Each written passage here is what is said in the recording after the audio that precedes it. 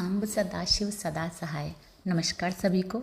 आज हम दोस्तों बात करेंगे पति पत्नी के रिश्ते में तीसरे के आने के विषय को लेकर के। दोस्तों, हमारे पास जीवन में बहुत सारे रिश्ते होते हैं। हमारे पास माता का रिश्ता, पिता का रिश्ता, भाई बहन, चाचा चाची, नाना नानी, दादा दादी, दोस्त, गुरु, कितने सारे रिश्ते हमारे पास होते हैं। ठीक है, अगर माता हैं और एक या दो तीन बच्चे हैं तो माता सभी की हैं, पिता भी उन सभी बच्चों के होंगे, दादा दादी भी अपने सभी पोते पोतियों के दादा दादी होंगे, ऐसे ही नाना नानी भी अपनी सभी नाते नातियों के नाना नानी होंगे, चाचा चाची, सभी रिश्ते आपस में बटे हुए होते हैं। भाई बहन हैं तो वो भी आपस में, एक बहन है, दो भाई हैं तो वो दोनों भाइयों की बहन होगी। ठीक है, तो सारे रिश्ते ऐसे हैं जो बटे हुए हैं। ऐसी स्थिति में आप देखिए, एक पति पत्नी का ऐसा रिश्ता है जिसमें कोई बंटवारे की गुंजाइश नहीं। ये एक ऐसा रिश्ता है, पति है तो उसका एक ही पत्नी होनी, और अगर पत्नी है तो उसका एक ही पति है। ये एक ऐसा रिश्ता है जो एक एक के लिए बना है, जिसमें तीसरे की कोई गुंजाइश नहीं है। तीसरा इसमें कभी भी नहीं आना चाहिए, क्योंकि ये रिश्ता है ही ऐसा, ये बनता ही इस शर्त पे है कि आज आपकी अब शादी हो गई, अब आप दोनों ही एक दूसरे के लिए हैं। पति को पत्नी चाहिए, पत्नी को पति चाहिए, जीवन साथी के रूप में दोनों के पास में जीवन साथी है। अब तीसरे के लिए, किसी दूसरे के लिए आपकी लाइफ में कोई जगह नहीं होनी चाहिए। ऐसी स्थिति में इस बात की गहराई को समझ करके हम जब विवाह करते हैं और विवाह को निभाते हैं तो विवाह, यकीन मानिए, बहुत अच्छे से निभेगा। इस चीज़ को, ये एक बारीक सा मुद्दा है, लेकिन इस बात को इतनी गहराई से ना तो हमारे पेरेंट्स हमें समझाते हैं, ना कोई हमें दोस्त समझाता है, ना हमारे गुरु हमें समझाते हैं, ना हमारे भाई बहन, कोई और रिश्ते हमें समझाते हैं कि सभी रिश्ते आपस में बटे हुए हैं। माता पिता और पति पत्नी, ये एक ऐसा रिश्ता है जीवन में माँ भी आपके पास एक है, पिता भी एक है, पत्नी एक है और पति भी एक है। ये जीवन के तीन रिश्ते हैं जो हमेशा आपके पास एक एक ही होते हैं। माँ आप दूसरी नहीं रख सकते, पिता दूसरा नहीं रख सकते, आप पति दूसरा नहीं रख सकते, पत्नी दूसरी नहीं रख सकते, और ना ही रखना चाहिए। ठीक है, जैसे ही इन रिश्तों में, जैसे ही एक से अधिक की बात आएगी, ये रिश्ता खराब हो जाता है। इतनी सी बात हमें समझनी है, और जो हम समझ नहीं पा रहे। एक से ज़्यादा जब आपको किसी भी रिश्ते के अंदर, मान लीजिए आपने गर्लफ्रेंड रख रखी है, शादी नहीं हुई, आपकी एक गर्लफ्रेंड है, दो गर्लफ्रेंड हैं, बॉयफ्रेंड है, एक है, दो है, वो एक अलग मैटर हो गया कि भाई ठीक है, आपने एक से अपना संबंध बनाया, नहीं समझ में आया, आप दूसरे में चले गए। आजकल समय भी कुछ ऐसा ही है। वो एक अलग समझ में आती है बात कि आपका एक दूसरे से कोई वादा नहीं है। एक को हमने समझा, ये हमारे लिए ठीक है, हमें नहीं समझ में आई बात, हम दूसरे रिश्ते में चले गए। लेकिन ये सब शादी से पहले की बातें एक अलग मुद्दा हो गया। ठीक है, लेकिन शादी होने के बाद, शादी की तो दोस्तों, विवाह की तो शर्त ही ये है कि अब आप दोनों के लिए, पति के लिए पत्नी और पत्नी के लिए पति ही, अब सब कुछ एक ही में है। अब अगर कमियां हैं तो वो एक ही पति है, अगर पूर्तियां हैं तो भी वो एक ही पति है। इसी तरह पत्नी पे बात लागू होती है। अब जब आपने देख समझ के, परख के शादी कर ली, तो अब आपको उसी रिश्ते को बहुत अच्छे से दिल से निभाना है।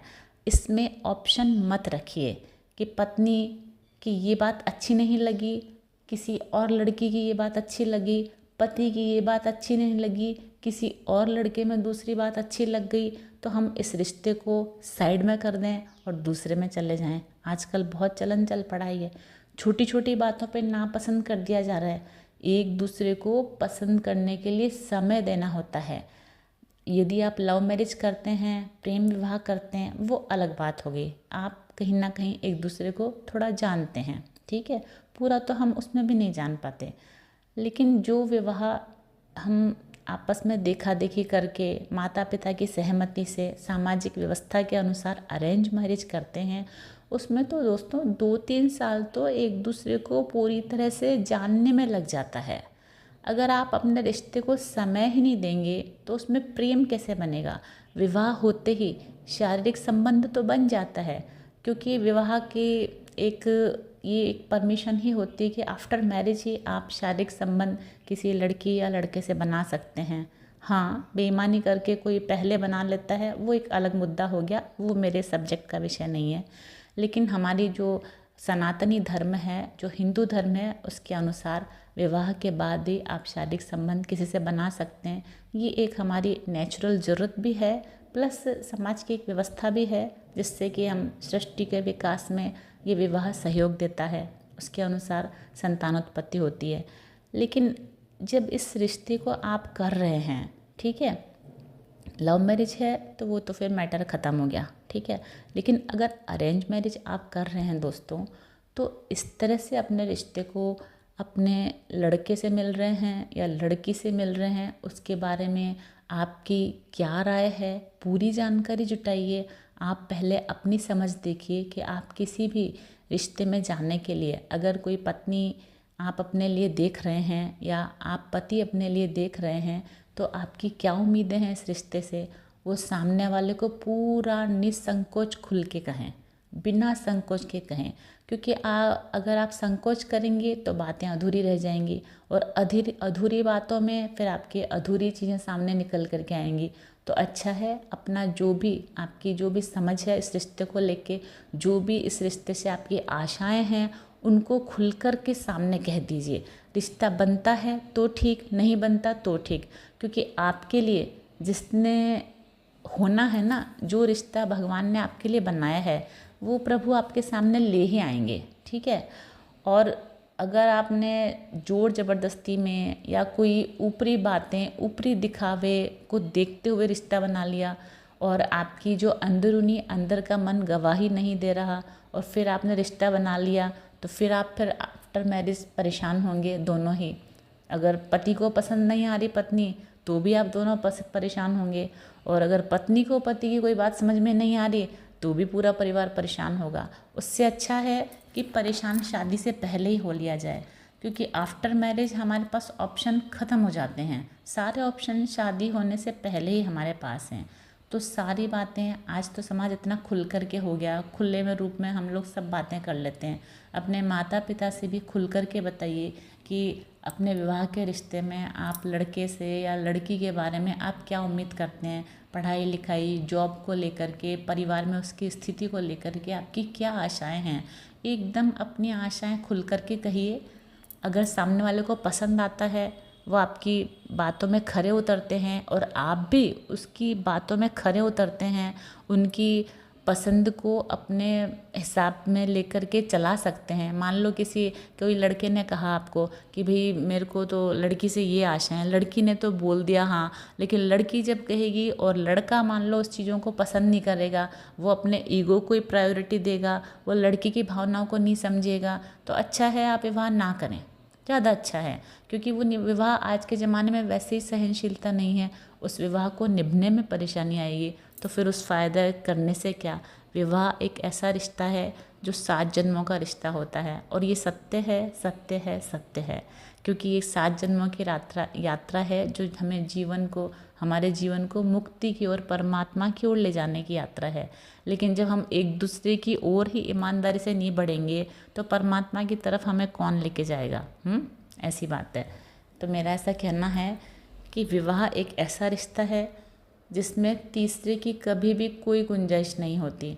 अगर आपका मन विचलित है तो ज़्यादा अच्छा है आप विवाह ना करें। मन अगर वश में नहीं रहता, किसी के आपको क्या पसंद आ गया, किसी का क्या पसंद आ गया। और देखिए, संपूर्ण तो कोई भी नहीं है इस दुनिया में। अगर लड़की में किसी भी पति को पत्नी में कोई 4 कमियां नज़र आती हैं ना, तो पक्का पत्नी को भी पति में 4 कमियां नज़र आती होंगी, 2 नज़र आती होंगी, 6 नज़र आती होंगी।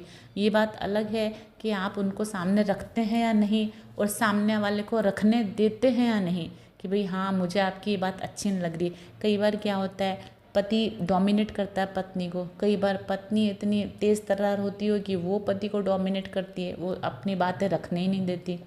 तो ये विवाह का रिश्ता ऐसा है दोस्तों, बराबरी का रिश्ता है। दोनों में से अगर एक में कमियां हैं तो भी आप उसकी कमियों को पूरा कीजिए, सामने वाले में कमी है तो भी आप उसकी कमियों को पूरा कीजिए। मेरा कहने का मतलब, विवाह एक ऐसी चीज़ है एक ऐसा बंधन है जो एक दूसरे का पूरक है। आप देखेंगे ना ध्यान से, तो विवाह मोस्टली ऐसा ही होता है ज़्यादातर। अगर लड़का ज़्यादा खर्चीला है तो लड़की थोड़ी हाथ खींच के चलेगी, कम खर्चीली होगी। लड़का अगर गुस्से वाला है तो लड़की शांत होगी। ज़्यादातर जोड़ियाँ इस तरह से बनती हैं ताकि बैलेंस आ जाए रिश्ते में, रिश्ता एक संतुलित रूप में आगे बढ़े और जीवन आगे जो सृष्टि की रचना हो वो भी संतुलित रूप में हो। लेकिन तीसरे को लाने की गुंजाइश इस रिश्ते में बिल्कुल नहीं है। मैंने ये वीडियो इसीलिए बनाया है कि आपकी जो भी रिश्ते को लेकर के इच्छाएं हैं, ज़रूरतें हैं, आशाएं हैं, उन्हें आप शादी से पहले ही कह लीजिए, शादी से पहले ही क्लियर कर लीजिए। एक दूसरे को समझ लीजिए, समझा दीजिए। परिवार के दबाव में या कोई और प्रकार के मानसिक दबाव में व्यवहार ना करें। जब आप पूरी तरह से आश्वस्त हों, आप संतुष्ट हों, अगर सामने वाले की कोई बात को आपको पसंद नहीं आने के बाद भी अगर आप रिश्ते को चला सकते हैं, प्रेम से निभा सकते हैं, ईमानदारी से, तो ही आगे बढ़ें। अन्यथा इस बात को लेकर के बाद में परेशान ना हो कि उसमें ये कमी थी, मैंने तो इस वजह से हाँ कर दिया, मम्मी की वजह से, पापा की वजह से, दीदी की शादी नहीं हो रही थी, लेट हो रहा था। भले ही लेट हो, लेकिन ये बेकार के मुद्दे शादी के लिए हाँ करने की वजह मत बनाइए। क्योंकि जब फिर आफ्टर मैरिज, फिर जब हम दूसरे रिलेशन में इस विवाह के रिलेशन से असंतुष्ट होकर के जब दूसरे रिलेशन में जाएंगे तो ये किसी भी प्रकार से ठीक नहीं है, ना परिवार के लिए, ना आप एक दूसरे के लिए, ना भगवान की दृष्टि में। क्योंकि भगवान, विवाह की पहली शर्त ही ये है कि अब विवाह हो गया, अब आप दोनों के लिए पुरुष के रूप में केवल पति है और पत्नी के लिए पुरुष के रूप में पत्नी के लिए पति है और पत्नी के रूप में पुरुष के लिए पत्नी है। तो दोनों ही एक, अब सिंगल स्त्री और सिंगल पुरुष ही आप दोनों के एक दूसरे के जीवन में रहेंगे। ये नहीं कि आपने शादी कर ली और उसके बाद में फिर आपको कोई बात पसंद नहीं आ रही, अब आप कहीं घर से बाहर कहीं आपका मन लग रहा है। ये ठीक नहीं है, ये बिल्कुल ठीक नहीं है। ये एक ऐसा रिश्ता है जिसमें तीसरे की बिल्कुल गुंजाइश नहीं है, किसी भी कारण से गुंजाइश नहीं है।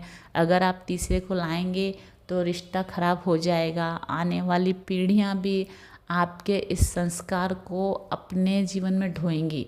अगर आप विवाह की पवित्रता को भंग करते हैं, जो विवाह के जो 7 वचनों को तोड़ते हैं, तो ये ही कार्यक्रम आपकी आने वाली पीढ़ियों में चलता रहेगा और ये क्रम चलता रहेगा और आपकी पसंद का विवाह कभी फिर बनना कितना मुश्किल होगा। इसलिए जो भी आपकी समस्या है उसको विवाह से पहले से ही जांच लीजिए, परख लीजिए, समझ लीजिए। एक दूसरे से रिश्ते में क्या आशाएं हैं वो बता करके रिश्ता कीजिए। लेकिन आफ्टर मैरिज फिर गलत चीज़ों में नहीं पड़ना, रिश्ते की गरिमा को नहीं खराब करना। आजकल बहुत गड़बड़ चल रही है समाज में, हम सब जागरूक होंगे। इतनी सी बात को समझना है कि इस रिश्ते में कभी भी आपकी कोई झगड़ा भी हो जाए ना, तो उसमें भी कोई तीसरा इसका समाधान नहीं कर सकता। और अगर आपस में आपकी बन नहीं रही है, फिर तीसरा आकर के आप साइड में इस रिश्ते को चलाएं और साइड में दूसरा भी चलाएं। ये मैं दोनों के लिए बात कर रही हूँ, पति के लिए भी, पत्नी के लिए भी, क्योंकि आज दोनों तरफ से गड़बड़ हो रही है। तो मैं दोनों से ही कहना चाहूँगी कि भारतीय सनातन धर्म की गरिमा को हमें फिर से बनाना है, क्योंकि इन रिश्तों की अपवित्रता ने आने वाली पीढ़ियों को भी गंदा करने का काम शुरू कर दिया है। जब आने वाली पीढ़ियां भी गंदी होंगी तो दोस्तों समाज में कितनी गंदगी फैल जाएगी, कैसी हम संतानें पैदा करेंगे, क्या करेंगे हम। मत करिए दोस्तों, प्लीज़ प्लीज़ मत करिए। अपने मन को बांध के रखिए, थोड़ा प्रभु भक्ति में लगाइए, भगवान की शरणागति में रखिए, फालतू की लोक दिखावे से बचिए और एक दूसरे से बहुत ज़्यादा उम्मीदें भी मत कीजिए। पहले देख लीजिए सामने वाला आपकी उम्मीदों में कितना पूरा उतरेगा। आफ्टर मैरिज फिर ऐसा मत करिए कि आप उसकी उम्मीदें बढ़ाते चले जाएंगे और भार बना के फिर आप कहेंगे कि वो तो आपके अकॉर्डिंग हो नहीं पा रहा या हो नहीं पा रही। ठीक है, तो पहले ही समझ लीजिए, समझा दीजिए, उसके बाद इस रिश्ते में आगे बढ़िए कि हाँ हम एक दूसरे के लिए ठीक हैं और एक दूसरे के साथ ही पूरी ज़िंदगी निभाएंगे। हमारे बीच तीसरा कभी भी किसी भी परिस्थिति में कोई नहीं आएगा। तब विवाह कीजिए, अन्यथा समाज को गंदा करने की दिशा में बिल्कुल आगे मत बढ़िए। वो तो फिर आप बिना विवाह के भी कर सकते हैं, आज इससे कर लिया कल उससे कर लिया, वो तो बिना विवाह के भी आप कर सकते हैं। फिर क्यों किसी को बंधन में बांधना? ये बंधन ऐसा है कि जन्म जन्म का बंधन होता है, फिर ये टूटेगा नहीं। अगर आप धोखा दे करके एक रिश्ते में रह करके भी दूसरे में फिर आप जाते हैं तो ये एक आपके मतलब पाप क्रिया बनती है। और फिर ये आगे जा कर के आज आप पति होकर के या पत्नी होकर के सामने वाले अपने जीवन साथी के साथ धोखा करेंगे, अगले जन्म में फिर वो करेगा, एक दूसरे को माफ़ नहीं कर पाएंगे और ये चक्र फिर चलता ही रहता है।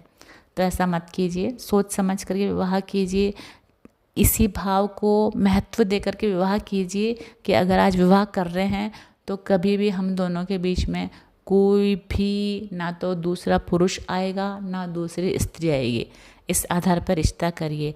और फिर भी कभी कभी ऐसा होता है कि वाजिब कारण बन जाते हैं कि हमें रिश्ता तोड़ना पड़ता है, कि एक सामने वाला पक्ष ऐसा है कि वो बहुत ही रिश्ते में मतलब ईमानदार नहीं है, या किसी भी प्रकार से कोई मान लो घरेलू हिंसा होती है, या कोई चारित्रिक दोष हैं, शराब पीना वगैरह सारा कुछ मान लो आफ्टर मैरिज आपके सामने आता है, तब भी अगर आपको अलग होना पड़ता है किसी भी प्रकार से, आपके समझ में नहीं आता, तो एक दूसरे को बता करके बिना डरे बिना झिझक के समाज के सामने जिस तरह से एक हुए थे उसी तरह से बता करके अलग होइए। ये नहीं कि समझ में नहीं आ रहा और हमने साइड में दूसरा भी चला रखा, इधर इसको भी चला रहे हैं। आप ना घर के रहेंगे ना घाट के। कभी भी बेईमानी, धोखा, चालाकी, होशियारी कभी भी आपके जीवन को सुंदर, सुखद, सरल नहीं बना सकती। आपका सारा चैन खत्म हो जाएगा, सारी जीवन की शांति चली जाएगी। रोगों के शिकार हो जाते हैं हम तनाव के अंदर, कि हम जब बेईमानी करते हैं ना किसी भी रिश्ते में, तो हमारा मन ही हमें कचोटता रहता है, अंदर से छुपने के लिए प्रयास करता है, हमारी बात खुल ना जाए, और ये तनाव फिर कल को नई नई बीमारियां। तो ऐसा क्यों करना, बिल्कुल नहीं करना। इसलिए अगर किन्हीं भी कारणों से, किन्हीं भी वाजिब कारणों से अगर रिश्ता नहीं निभ पा रहा है, तो आप एक दूसरे को कह करके आपसी सहमति से एक दूसरे की व्यवस्था बिठा करके अलग होएं, उसके बाद ही किसी दूसरे रिश्ते में जाएं अगर आपको नहीं समझ में आ रहा है तो। अन्यथा विवाहेतर संबंध, अनैतिक संबंध बना करके रिश्ते की गरिमा को खराब मत करें। भारत वैसे ही वेस्टर्न कल्चर को अपना करके काफ़ी दूषित चीज़ें भारत में प्रवेश कर चुकी हैं। हम सब मिलके कोशिश करेंगे, रिश्तों की गरिमा को समझेंगे, इसकी महिमा को समझेंगे, तब रिश्ते सुंदर और पवित्र रह पाएंगे। और अगर आप स्वार्थ के वशीभूत पसंद नापसंद से रिश्ता चलाएंगे, तो पसंद नापसंद का विषय तो दोस्तों शादी से पहले तक ही होता है। जब आपने शादी कर ली उसके बाद अगर आप पसंद नापसंद करेंगे तो रिश्ता नहीं चलेगा। उसके बाद आप धर्म अधर्म देखिए, धर्म क्या है, अधर्म क्या है, उसके आधार पर रिश्ता चलाइए। बाद में पसंद नापसंद नहीं होती, पसंद नापसंद की चीज़ें विवाह के पहले की हैं। आफ्टर मैरिज तो उस रिश्ते को निभाइए, प्रेम से निभाइए, एक दूसरे की कमी को दूर कीजिए। जीवन में कुछ कमियां हैं, आर्थिक, सामाजिक, पारिवारिक, तो उनको मिलकर के दूर कीजिए। एक दूसरे का साथ दीजिए, नीचे मत गिराइए, ऊपर उठाइए, एक दूसरे की मदद करके आगे बढ़िए।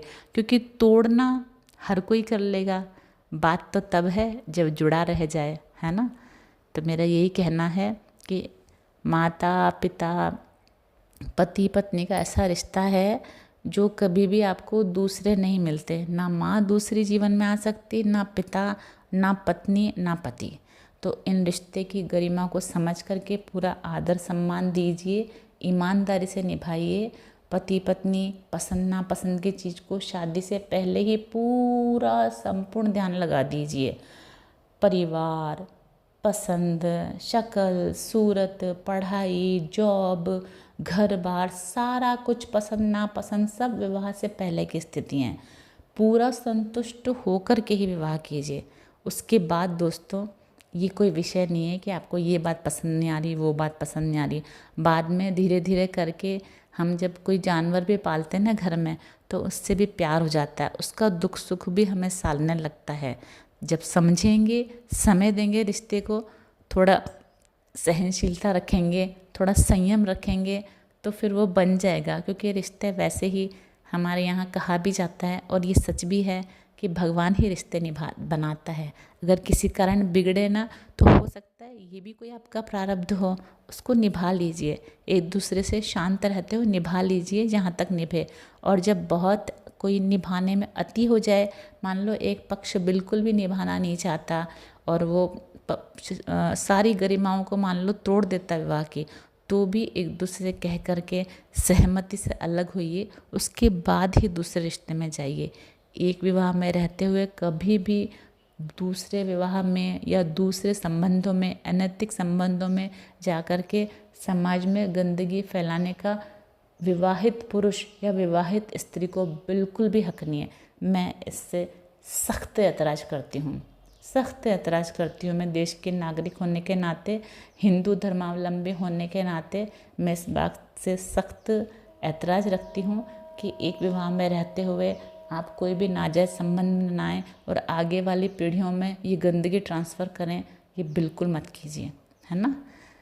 बस अगर पसंद आई मेरी बात, समझ में आई, तो ज़रूर लाइक शेयर सब्सक्राइब कीजिए। और इस पूरे वीडियो की एक ही बात को याद रखनी है कि पति पत्नी का एक ऐसा रिश्ता है जिसमें तीसरे की कोई गुंजाइश नहीं होती। विवाह होना ही इस बात का सबूत है कि अब ना पत्नी के जीवन में ना पति के जीवन में कोई परपुरुष या पर स्त्री के आने की गुंजाइश है।